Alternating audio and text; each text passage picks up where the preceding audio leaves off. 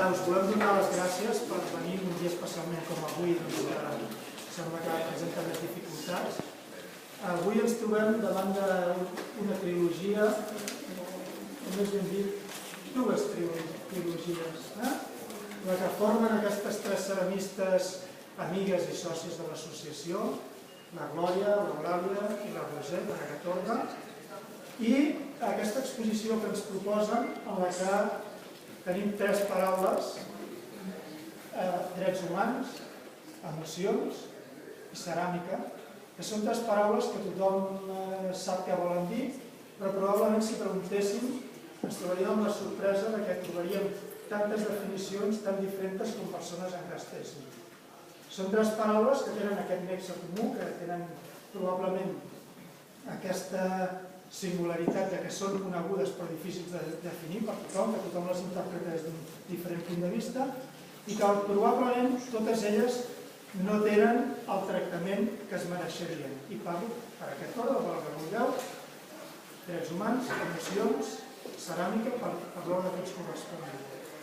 Esperem que amb treballs com l'obra com la dels nostres artistes i de la pròpia associació logrem que a través de la reflexió, la consciència col·lectiva, amb els anys siguem capaços de lograr un món en el qual els drets humans, els sentiments i la ceràmica tinguin el tractament i el reconeixement social que es mereixen. Esperem que això sigui en un futur no gaire llunyà i que tots ho puguem veure. Passo la paraula a la Rosa Costilla.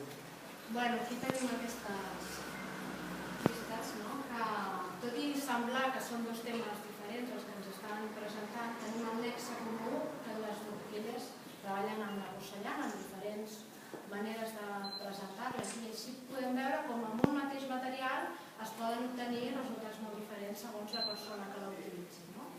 Ella utilitza des d'un llenguatge poètic d'introspecció per explicar-nos les emocions, i veiem diferents maneres de presentar-ho, i elles ens presenten una reflexió sobre els drets humans.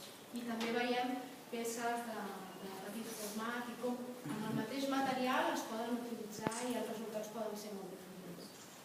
I bé, millor elles que us expliquin una mica d'on ve tot això. Jo m'ho he explicat molt bé, però Una mica.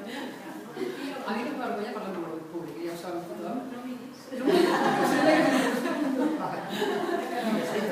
És que parlar d'emocions és una mica com descobrir-se una petita porció molt íntima de cadascú, en aquest cas meva, però jo crec que si desgranes una miqueta les emocions, tots crec que en definitiva el que ens fa calfred o posar la pell de gallina, dit així vulgarment, són coses semblants, per emocionar o la por, que produeix la por, que produeix l'alegria, la peja, són emocions que de dia a dia te les pots anar trobant. I penso que som una societat que a vegades costa una mica de demostrar aquestes emocions, que sembla com que no estigui ben vist o que faci vergonya demostrar-les, però que les amaguem, que difícilment ensenyem una porció, de vegades a la persona que tenim més a prop, més íntima, però que costa treure aquestes emocions. I amb aquest treball el que he intentat és que aquests petits personatges evoquin això, una situació, un moment de l'espectador meu, perquè clar, jo evoco aquesta emoció, però l'espectador és el que acaba d'omplir amb les seves emocions la peça. La peça agafa més vida pròpia quan l'espectador l'està mirant. I bàsicament un treball com en la Rosa és bastant paper de porcelana que fa aquests il·lustrats, per mi són una mica com una acumulació d'experiències a la vida, quan un té una maduresa, va acumulant i forma la persona que és avui en dia. I en especial, a part de l'obra, que diu els escrits que ho explica molt bé i és desentenedor tota l'exposició, és un viatge a l'interior, a mi especialment em fa molta il·lusió fer l'exposició a l'ACC, perquè li deia a la Lluïsa, que és la que va veient més com va passant la gent per aquí, als meus inicis fa uns quants anys, quan passava per aquí com a espectadora, doncs clar, m'agradava una mica així com a sorpresa de veure els treballs de la gent i pensar, ostres, que bé, la gent pot viure de la ceràmica i quin lloc més especial, I sempre que venia a fer alguna comanda a Barcelona, me venia cap a l'ACC, Llavors, clar, avui estàs posant aquí, doncs per mi, no té preu. Calfred, carrossegados.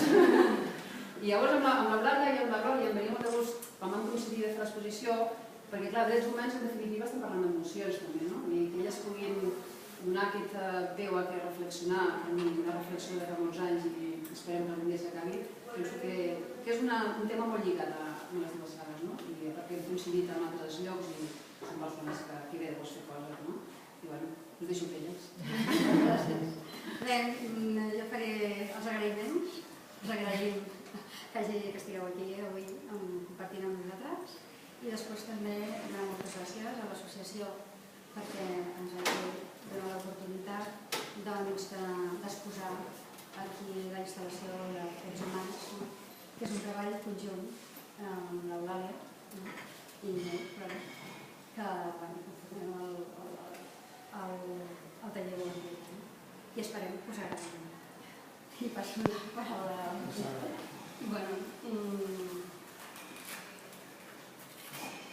La instal·lació aquesta, volíem fer una instal·lació sobre drets humans, llavors treballem diferents pastes, la Glòria treballa bàsicament el refractari i jo últimament bàsicament la porcellana. Llavors volíem lligar això, volíem lligar amb els drets humans perquè sentim la ràbia cada dia dintre del taller, doncs sents milions de vegades que es vulneren, que hi ha guerres, que la gent passa fam, que depressió, moltes coses, no? I se't pensa en ell i dius, hem de fer alguna cosa en el nostre medi per treure la nostra carta i dir que hi ha més drets humans que s'estan vulnerant en el segle XX. I en el tapís aquest de porcellana estan escrits diferents articles, estan gravats, estan escrits en 5 idiomes diferents, en anglès, en català i en espanyol, que és la nostra llengua materna. I després hem volgut fer una grafia de japonès i d'àrab. Llavors els caps són de 5 colors diferents, que són de 5 races que hi ha al món, estan sobre vermell, que representa l'agressió que hi ha al món.